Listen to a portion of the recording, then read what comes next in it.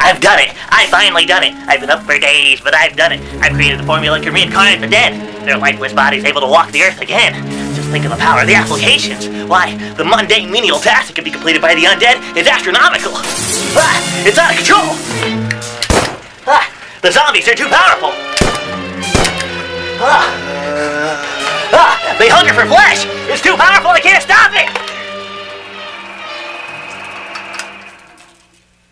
Super 8 was pretty good. Not only was it good, it was a pretty original idea, at least more original than most movies out there. It's being thought of as E.T. or Close Encounters of the Third Kind meets Stand By Me or The Goonies, and you can kind of tell just by looking at the poster art, you really don't see that kind of style a lot. Now I'm going to try and talk about this without giving too much away, but I will say that if you're looking for this to be a it's not. If you think it's going to be about them, it's not. The movie is all about these kids, and what a bunch of fearless kids they are, too. They're trying to film this zombie scene at a train station when, of course, a train smashes into a truck, and they have to duck for cover as pandemonium breaks loose around them. I'm not kidding, is hitting the fan, and I honestly thought one of the kids was gonna but miraculously, they all make it up.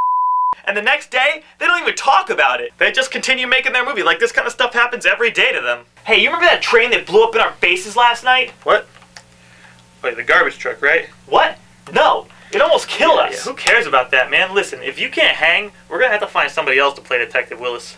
You're all wrapped up in yesterday. You follow them as they try their hardest to get this movie made, but you never forget about that that's roaming around the town somewhere. It's great that director J.J. Abrams made play second fiddle to these kids, because if it were all about it'd be just like any other monster movie that's out right now. That isn't to say that you hardly ever see the no, you still get little snippets of it here and there, and even when it's not on screen, the townspeople still react to the odd things that are happening around them. And the local sheriff is trying to piece together clues to find out what's going on. And soon enough, it all comes to a head as a war zone breaks out around the town, leaving the kids stuck right in the middle of it. Like I said before, these characters are strong-willed and played by great actors. Their characters don't feel forced or phoned in, they emote well, and they have conversations that don't sound scripted, and that becomes more apparent at the end of the film during the credits. You finally get to see that movie they've been working on throughout the whole film, and their acting is terrible throughout, which ironically makes them better actors. Check this movie out if you want to see something a bit different. It's not a kids movie, but it's not an edge-of-your-seat action thriller either. I thought it was great, but maybe that's because I can relate to a group of kids trying to make a monster movie. My brother and I have made plenty when we were little, and I know other people have too, so it was cool to see a group of kids doing the same thing. But even if you can't relate to that, the movie is still exciting and fun to watch. And even if you hate Cloverfield, you should still give this one a try.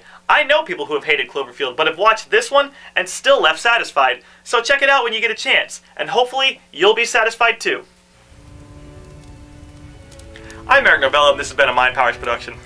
I hope you've all enjoyed your time, because we've enjoyed making the videos, and don't forget to subscribe to